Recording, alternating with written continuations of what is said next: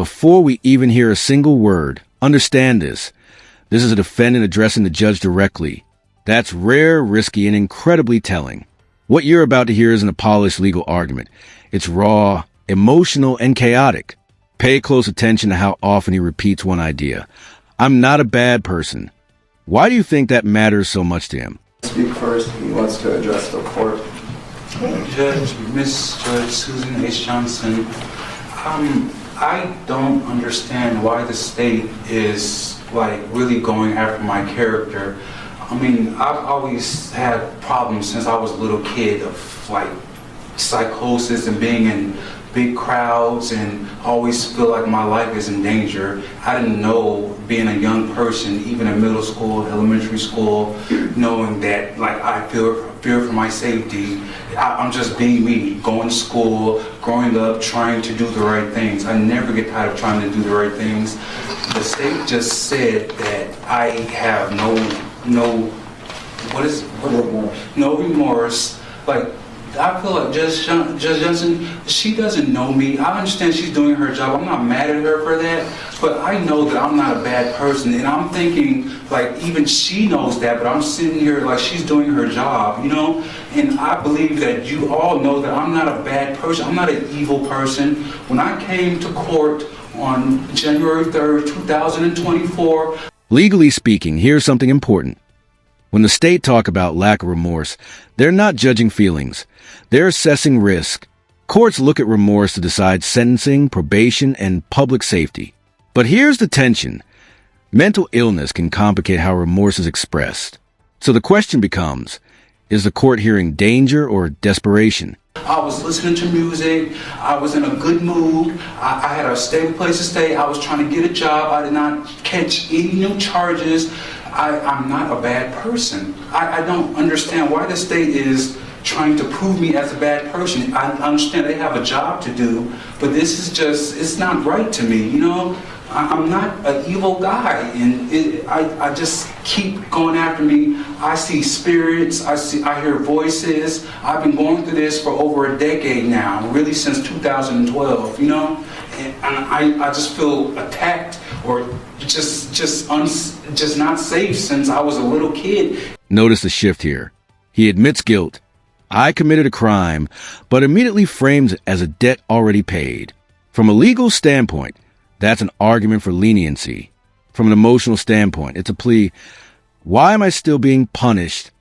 Do you think the system allows enough room for redemption once someone has served their time? And me growing up, I didn't know that I had these problems. In 2022, I came to prison for the first time. I accepted responsibility for my actions. When I did what I did, I committed a crime in 2020 of December. It was 4 years ago. I paid my debt to society. I got out thinking I'm gonna get work. I was really sick and ill. I was very malnourished. I don't complain about things. I don't point the blame when people have done me wrong. I still treat everybody right. And the state just stated that I have no remorse and they feel like I'm a bad person. I just don't understand, why are they coming after me like this? This moment is critical. He's describing intent, or rather, the lack of it. In criminal law, intent is everything. But mental health claims don't erase actions. They explain them. And courts walk a razor-thin line here, protecting the public while deciding whether the defendant truly understood what was happening.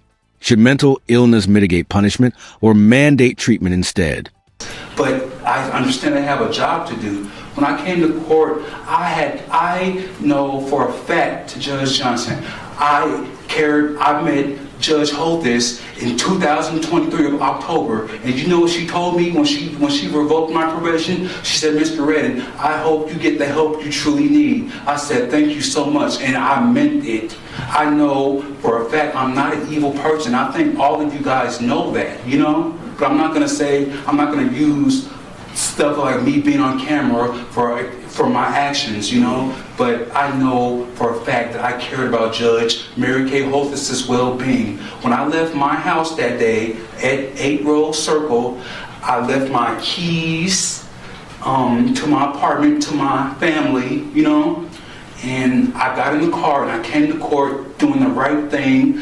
I gave up everything, like in case I don't get probation. I was like, well, at least I know I tried. And I'm sitting here talking to Judge Holtis, Miss Johnson, and I swear I started hearing voices in 2012, really in 2014. I'm gonna make a long story short, but I just want to get the facts out because I don't want the state. I understand they have a job to do, but I'm not a bad person. I'm not an evil guy. But I came to court and I'm in a good mood. I'm listening to music on my phone. There's a heartbreaking contradiction here. He's terrified of being labeled mentally ill, yet he's describing classic symptoms. Voice is paranoia, dissociation. Stigma versus survival. And here's the hard truth. Denying illness doesn't make it disappear, especially in court. How should the justice system respond when someone doesn't believe or can't accept their own diagnosis? Oh, whatever. I remember I got about to hug my mom, my foster mother who raised me since I was 11 years old. I hugged her like, just in case if I don't depress. You could see it in the videotape, so I was in a good mood. I don't want to be known as a person who has mental illness because those people get attacked. I've heard so many people who have mental illness commit suicide and kill themselves and commit things that they really don't mean. I hope I don't have mental illness. I try not to have mental illness, you know. I don't want to be known as a person who has mental illness because they get attacked, you know. So I try my best when I'm going through all these problems. Since I was a little boy, like I told you, I didn't know I had these problems until 2 years ago. I was sitting down in prison and I had this dictionary and I was like, oh, that's what that word means. That's what that really means. I didn't know that. Oh, stuff has a deeper meaning. You know, like, wow, I never could think like this. I was in prison with nothing to do. I did a 12 to 30 months. This is the moment everything collapses into chaos, memory loss, seeing red, fragmented recall. From a courtroom perspective, this is the most dangerous testimony and the most human. Whether you believe him or not, this statement forces one final question. Was this an act of evil or an untreated mind breaking in real time?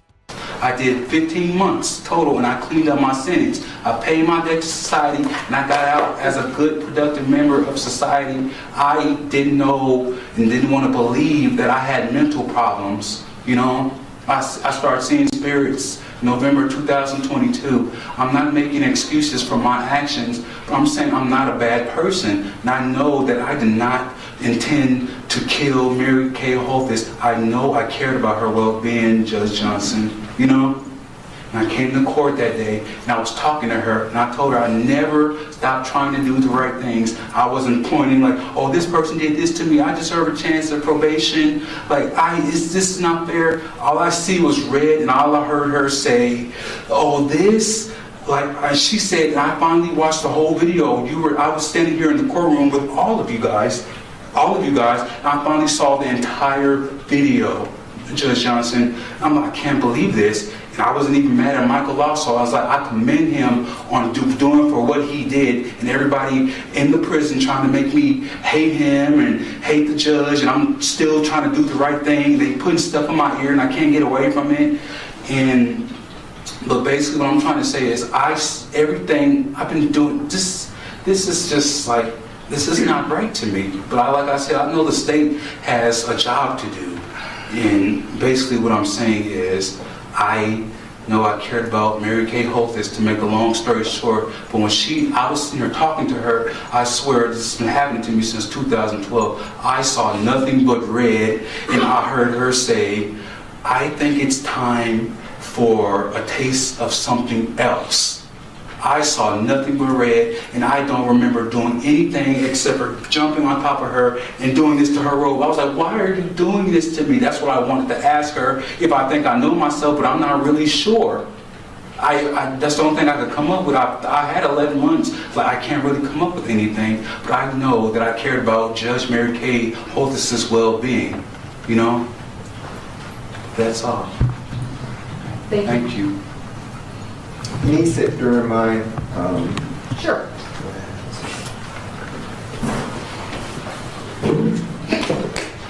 Your Honor,